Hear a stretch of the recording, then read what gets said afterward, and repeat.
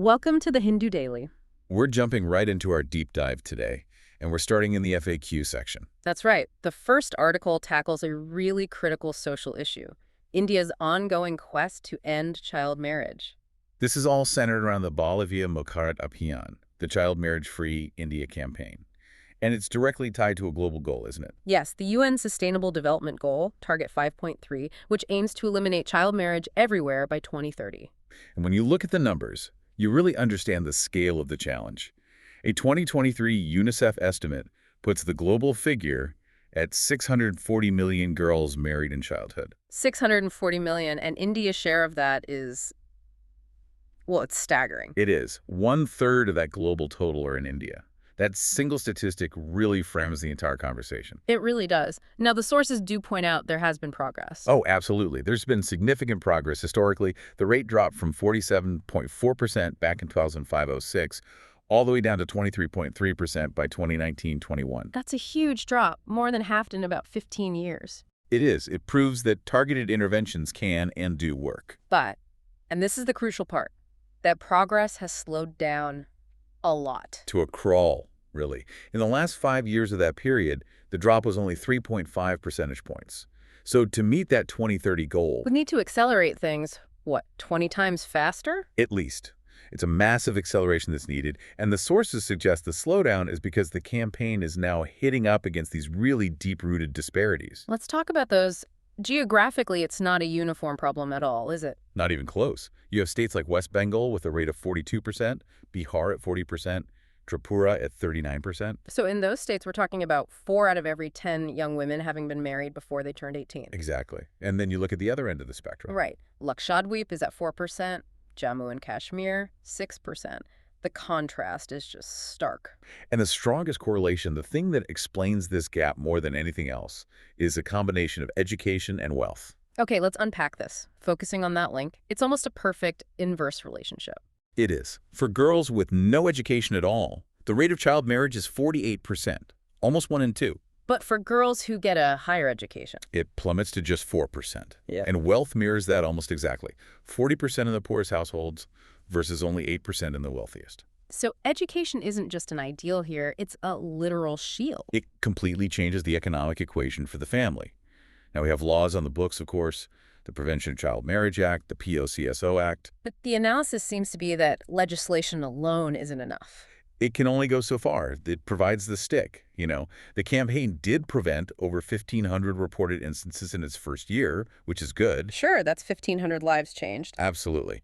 But to really solve this, the focus has to shift from just punishment to empowerment, which means universal quality education for girls. That's what has the biggest impact on raising the marriage age. Okay, moving from social reform to a massive potential shift in economic policy. A really tectonic one. We're looking at the proposed replacement of MGNREGA. The Mahatma Gandhi National Rural Employment Guarantee Act. It's a world-renowned program. It is. And it's potentially being replaced by something called the VB-GRAMG bill. Let's start with MGNREGA's origins, because it wasn't just a top-down government scheme, was it? Not at all. Its DNA comes from civil society. Activists like Aruna Roy and the economist John Drez were instrumental in designing it back in 2004. And they had to fight for its core principles, right? The initial government draft was much weaker. It was. They tried to remove the universal guarantee and make it means-tested, which would have completely changed its nature. So it was groups like the Right to Food campaign that really pushed back? They did, and they were successful. The Parliamentary Standing Committee restored the key provisions, and what we got was something unique. A universal right to demand work. Exactly. A legal right for any rural household to get 100 days of unskilled work. It's not a welfare handout, it's an enforceable guarantee. And the scale is just immense. 12.61 crore active workers today. And over half of them are women. Consistently, 58% participation by women over the last 5 years. It's had a huge impact on gender equity. And on poverty, especially for the most vulnerable communities. Oh, absolutely.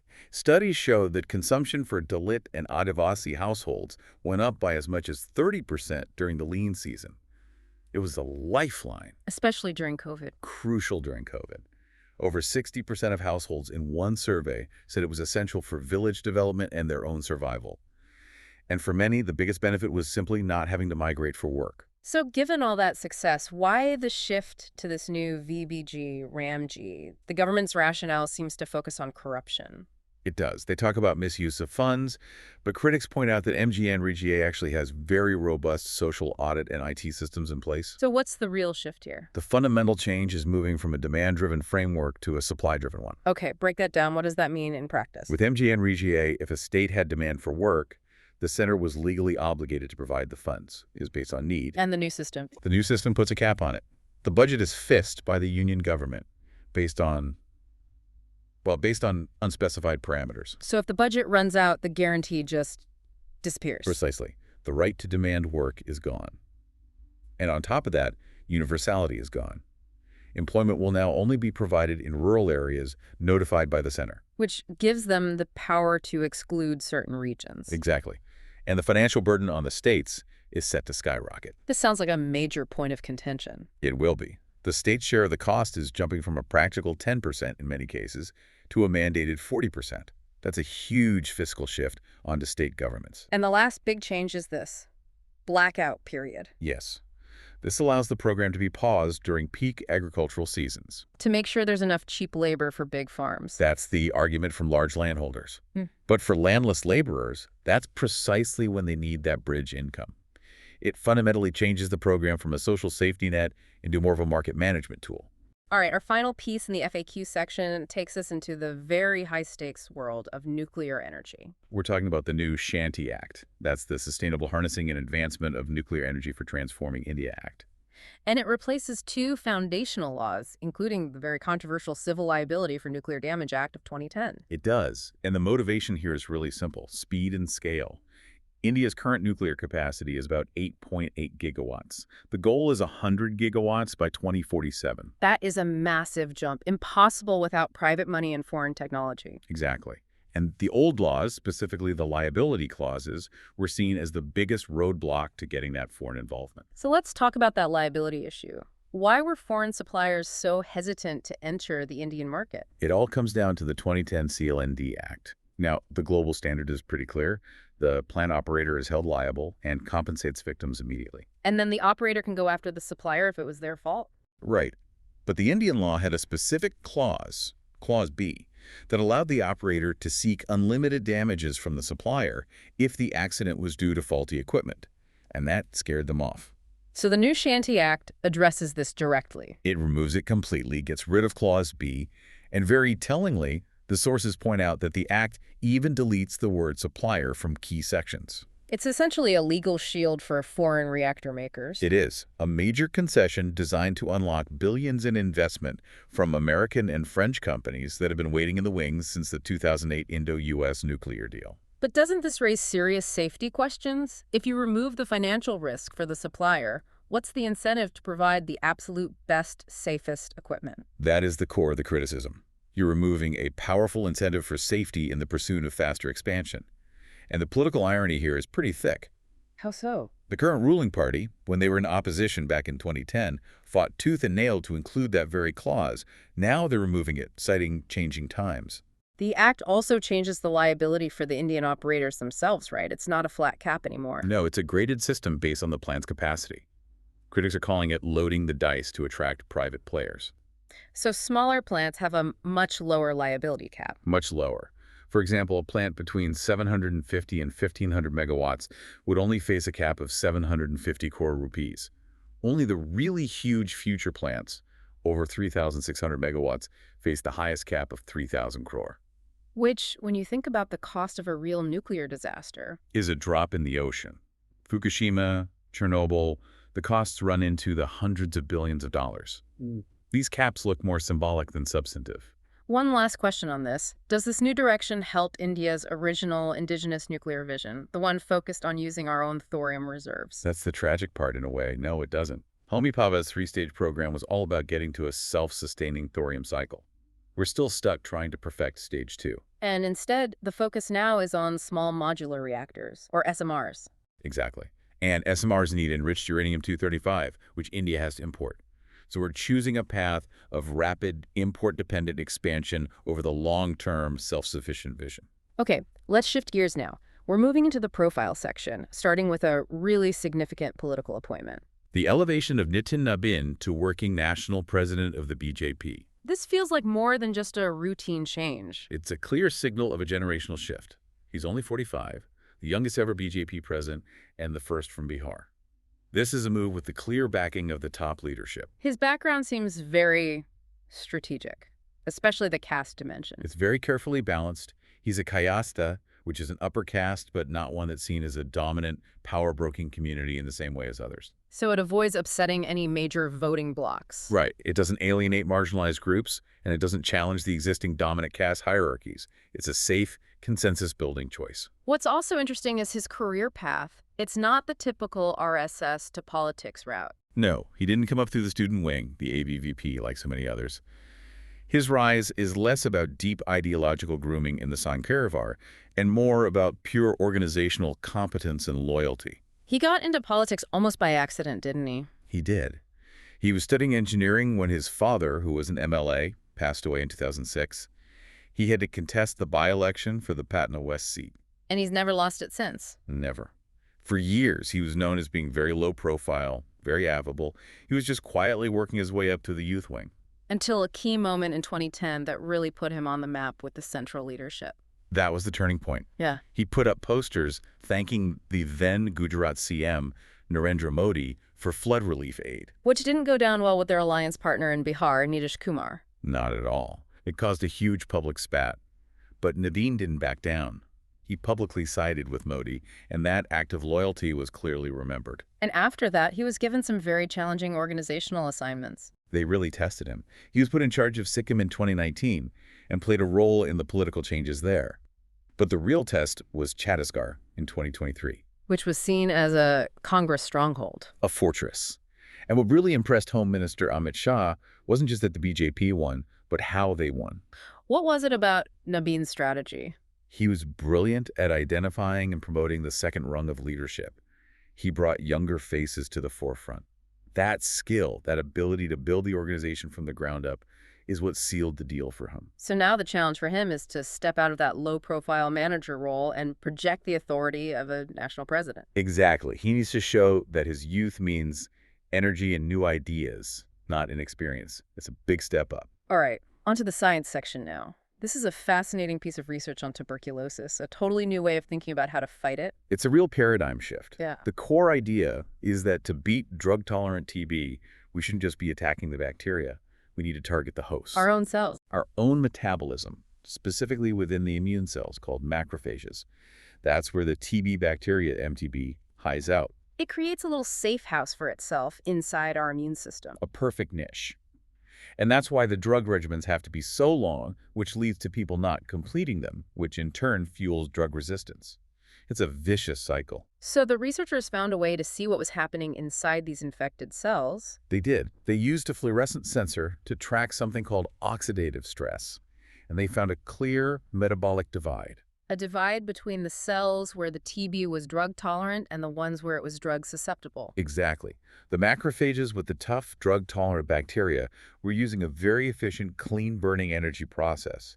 It's called oxidative phosphorylation, or OXPHOS. So it's like the bacteria's stealth mode. It keeps the cell calm and avoids setting off alarms. That's a great way to put it. Whereas the cells with the weaker drug-susceptible bacteria were using a different energy source called glycolysis. It's faster but messier. It creates more of that oxidative stress. A lot more.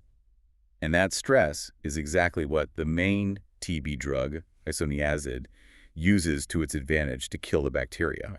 So the bug was actively manipulating the cell's energy choice to protect itself. So the next step was figuring out how to flip that switch, how to force the cell back into that messy, high-stress state. Right, and they found the protein that controls it, NRF2. When NRF2 was active, the cells stayed in that clean stealth mode.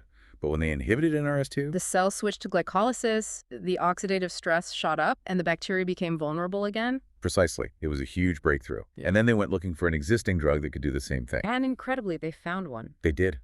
Meclizine, an anti-nausea drug you can buy over the counter. You're kidding. A common travel sickness pill could be a weapon against a superbug. It sounds incredible, but that's what the research shows. Meclizine forces the macrophage to switch its metabolism, spiking the oxidative stress and stripping the TB of its defenses. And in the mouse models, it works spectacularly. a 20-fold additional decrease in the bacterial load when combined with the standard drug. So this is what's called an adjunctive therapy. It's not a new antibiotic. No, it makes the old antibiotics work better. It's a way to overcome resistance without having to go through the long, expensive process of discovering entirely new drugs. The next step is figuring out how to use it safely and effectively in humans. Now to the business section, and a look at India's private space sector, which seems to be hitting escape velocity. It really is. The recent fundraising by Agnikul Cosmos, $17 million, valuing them at over $500 million, is a massive vote of confidence from investors. This all seems to have kicked off after the sector was opened up to private players in June 2020. That was the catalyst, and the key enabler has been a new institution called InSpace. The Indian National Space Promotion and Authorization Center, what does it actually do? It plays two vital roles. It's the regulator, but more importantly, it's the facilitator. It gives private companies access to ISRO's infrastructure. And that shared infrastructure is the real game changer here, isn't it? It's everything. Agnikul was the first private company to build its own launch pad inside ISRO's main facility at Sriharikota. A few years ago, that would have been unthinkable. Because building that kind of infrastructure from scratch would cost billions. Billions, and it would take years. By sharing access to launch pads, testing facilities, and so on, it just massively shortens the development cycle for these startups. It makes them so much more capital efficient. And it cuts through the red tape, too. A huge amount of it. InSpace acts as a single window clearance system for all the licenses and authorizations you need. So companies can focus on their technology, not on navigating bureaucracy. Looking at Agnikul specifically, their strategy is about vertical integration, doing everything in-house. Yes, they want to have design, manufacturing, and testing all on one campus. The goal is to shrink the turnaround time for a mission, which is critical if you want to compete in the small satellite launch market. And they're aiming for a fully reusable launch vehicle. Which is the holy grail. Reusability is the only path to offering globally competitive launch prices. You have to match what companies like SpaceX are doing. So when you compare India's ecosystem to other countries, this policy of sharing infrastructure gives us a real structural advantage. A massive one. In many other places, startups have to build everything themselves from the ground up. Here, they get a huge leg up. It's a strategic national asset. But the sources do offer a word of caution. The real test is yet to come. It is. It's one thing to have great technology, like their single-piece 3D printed engine. It's another thing entirely to achieve operational consistency. They have to prove they can launch reliably, on schedule, at an industrial scale. Exactly. The next phase isn't about raising money. It's about building a flight manifest and delivering for customers again and again. That's how you compete globally. We're moving into the spotlight section now, and the first piece is a truly harrowing look at a public health crisis in Melghat, Maharashtra. Yes, this article, Fading Lives in the Forests of Melghat, focuses on the Korku tribe, and it is just a devastating read. It begins with the story of Buhia Busum, who lost her son. He was born preterm with a low birth weight of just 1.7 kilograms. Yeah. And her story is tragically not an isolated one. The data is just staggering. 97 children under the age of 6 died in a 6-month period. Between April and October this year, that includes 30 stillbirths and 27 deaths from low birth weight. It's an almost unimaginable loss of life. And the root cause seems to be this terrible cyclical problem of maternal malnutrition. It is. A doctor working in the region estimates at least 30% of the women there are malnourished, and the official data backs that up. Of more than 4,000 pregnant women tracked, almost all of them were anemic. 4,170 out of 4,437. And when the mothers are anemic and underweight, Budia herself weighed only 38 kilos, it has a direct catastrophic impact on the fetus. This is then compounded by what the article calls a fatally flawed referral system. The infrastructure is just completely inadequate. You have 324 villages served by just 11 primary health centers. That's an impossible ratio. It is. And when you factor in bad roads, erratic power, no phone signal, the system is set up to fail. So what happens when a mother or child has a critical complication? They get stuck in this never-ending referral process. The local PHC can't handle it, so they're sent to a rural hospital. From there, they might be sent to the sub-district hospital, which could be a 2-hour drive away. And in that time just slips away. Lives are lost in transit, waiting for paperwork, waiting for an ambulance. The article tells the story of another man, Gaja Dikar, who lost both his wife and newborn because of these delays. The solution seems so obvious. You need specialists at the local level. That's what the doctors are pleading for. At least one pediatrician and one gynecologist at the PHC level to stop these fatal referrals before they even start. The Bombay High Court even stepped in, calling the situation horrific and pointing out that 38 sanctioned medical posts in the area are vacant. There are social factors at play here as well. The collector links poor maternal health to child marriage and girls dropping out of school. Because the local schools only go up to Class 7. After that, girls have nowhere to go. This feeds directly into the cycle of early marriage and high-risk pregnancies. I see there's a plan to try and create some local accountability for this. Starting in 2026, yes. A village-level committee will be tasked with tracking dropouts and child marriages, and the village head, the sarpanch, will be held responsible. But then you also have this deep-seated cultural resistance. A huge challenge. Many villagers will first go to a bumka, a traditional healer, and only seek medical help when it's often too late. And even when they do, counselors report that men will often forbid their wives from attending follow-up appointments. It's a complex web of systemic failure and cultural barriers. Our second spotlight piece looks at a different kind of health crisis, this one in Tamil Nadu. It's a paradox, really. It is. They've invested a huge amount in building new hospitals and expanding infrastructure. The number of government health facilities is over 11,000 now. But the investment in people, in doctors and nurses, hasn't kept pace. Not even close. While bed capacity grew by 37% in recent years, the number of outpatients swelled by 49%. You have more patients flooding into these new buildings, but not enough staff to treat them. And the government solution seems to be just moving people around. It's a shell game, essentially.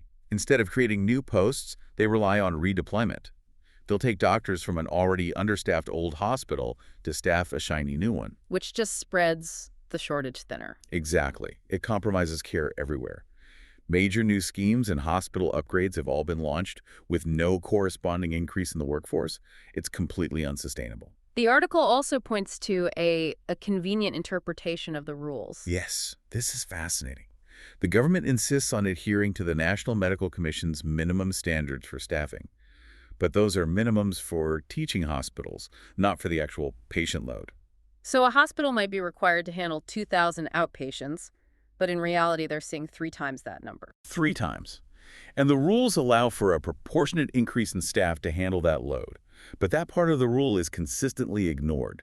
It's a way to keep costs down. So what's the actual shortfall? The estimates are that Tamil Nadu needs roughly double the number of sanctioned doctor posts it currently has, around 44,000 instead of the current 22,000. And this shortage means that the doctors they do have are being wasted on non-clinical work. Right, because there's no support staff. You have highly trained specialists doing data entry, paperwork, even public relations. It's an insane misuse of expertise. The nursing shortage sounds even more dangerous. It's truly alarming.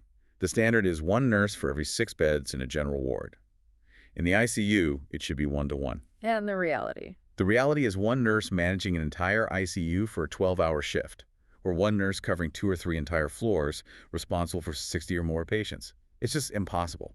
The Nurses Association says 10,000 new posts are needed immediately. And the system is propped up by junior doctors who are there temporarily. Yes, by postgraduates fulfilling their bond period. As soon as they leave, the facility is crippled by understaffing. It's a system running on fumes. The bottom line, as one doctor puts it, is that it's all about cost cutting. If you can spend 200 crore on a new building, why can't you create the posts to staff it? That's the question nobody wants to answer. And the health minister's response? He's promised to fill all the existing vacant posts and says new posts will be created eventually, based on patient load. But given the scale of the deficit, that promise requires a massive long-term commitment. Okay, let's move into our final section for today, the magazine section. We're starting with a look at the rise of women's collectives in India. This is a really powerful social trend. These groups, both online and offline, are creating these vital support systems in urban India. They're described as lifelines. And that's exactly what they are.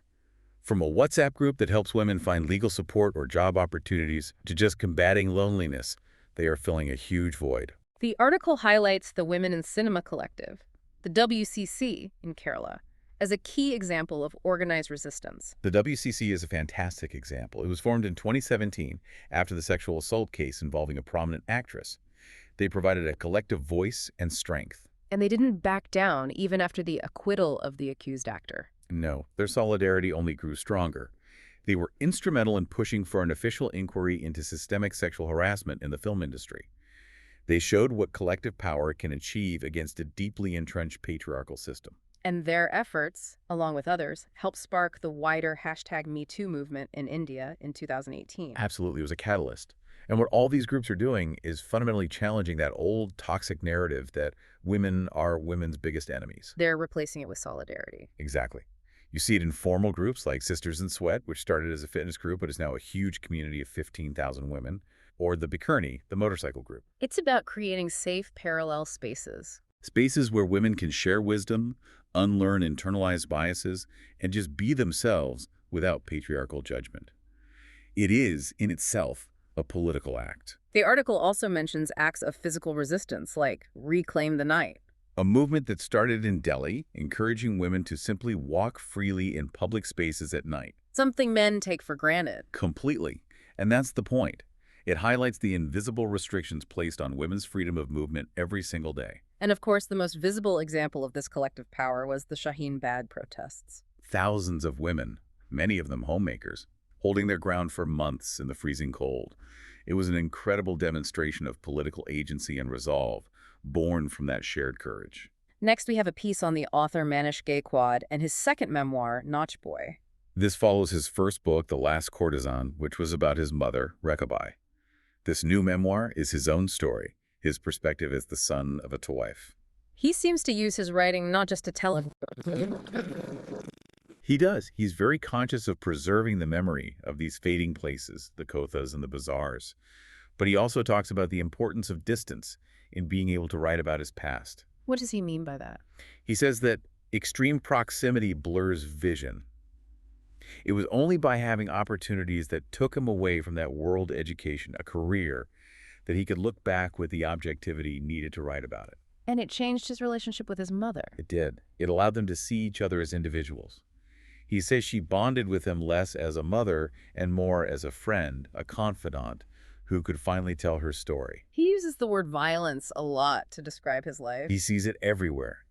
The violence of the Kotha, the violence of being sent away to boarding school. He says life is a violent act. But his response to that isn't more violence. No, his philosophy is to respond with kindness and forgiveness. That's what makes life bearable. And he credits reading literature with giving him the tools to do that. He says it made all the difference for him as a shy boy. It gave him a way to process his world. So with these two memoirs, does he feel like he's found some closure? He does. He says the story no longer belongs only to me. He shared it. And now he's moving on to write fiction, a love story that he's very clear is not set in a Kotha. Our next article highlights a really important and maybe overlooked field, digital archiving in India. It's so crucial. For years, researchers have had to deal with primary source documents that are literally crumbling in their hands in libraries. So this is about preserving that history and, more importantly, making it accessible. Exactly. And a key player here is Ashoka University's Archives of Contemporary India, or ACI. They've collected over 100 private paper collections since 2017. And these aren't just any papers. No, this is the raw material of modern Indian history. Yeah. Papers from figures like Manmohan Singh and Girish Karnad, documents on economic reforms, women's rights, a real treasure trove. And the process of acquiring these collections is quite involved. It's a scholarly process. They study the person's life and work first to understand the historical value, and then they work with the family to preserve what's most important. They use very strict conservation methods, I assume. International standards, acid-free boxes, temperature-controlled storage, non-invasive high-resolution scanning, everything to stop the decay. But the real goal here is the democratization of knowledge. That's the key. ACI's catalog is online for anyone to see, and this trend is spreading. IIT Kharagpur has a fantastic free archive. And Jodhpur University is also a big proponent of open access, especially since the pandemic. Yes. Professor Avijit Gupta there is a huge advocate for making archives public. They even run workshops to teach ordinary people how to preserve their own family histories. So it's about moving the idea of an archive outside the walls of the university. Exactly. Their Bititra archive of Rabindranath Tagore's work is completely free to everyone. This is all about giving researchers and the public the tools they need to understand our past. Okay, let's turn to a story that's, well, a bit surprising. The incredible rise of English sparkling wine. It's an amazing success story.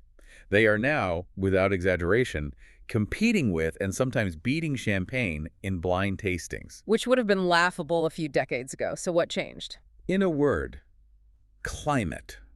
The warming climate in southern England now means they can properly ripen the classic champagne grapes, Chardonnay, Pinot Noir, Meunier. And they have the right soil for it, too. The exact same chalky limestone soils you find in the Champagne region of France. It's a perfect combination. The article mentions the Nye-Timber effect. Nye-Timber was the pioneer. They planted these grapes back in 1988, betting on this climate shift. When their 1993 vintage won a major international award, it kicked off a gold rush. This sector has grown 123% since 2013. And England's island geography gives it an extra advantage. It does. The sea breezes help prevent disease, and the proximity to the coast reduces the risk of frost, which is a huge problem in inland regions like Champagne. But climate change is a double-edged sword, isn't it? While it's helping England, it's devastating traditional wine regions. Devastating. Burgundy's dealing with frost and hail. California's battling wildfires and smoke taint that can ruin an entire harvest. So even the English producers have to plan for more climate volatility. They do. And that's where these new hybrid grapes called PIWIs come in. PIWI. It's a German term for fungus-resistant vines. The fear is that a warmer climate will also be a wetter climate, which means more disease.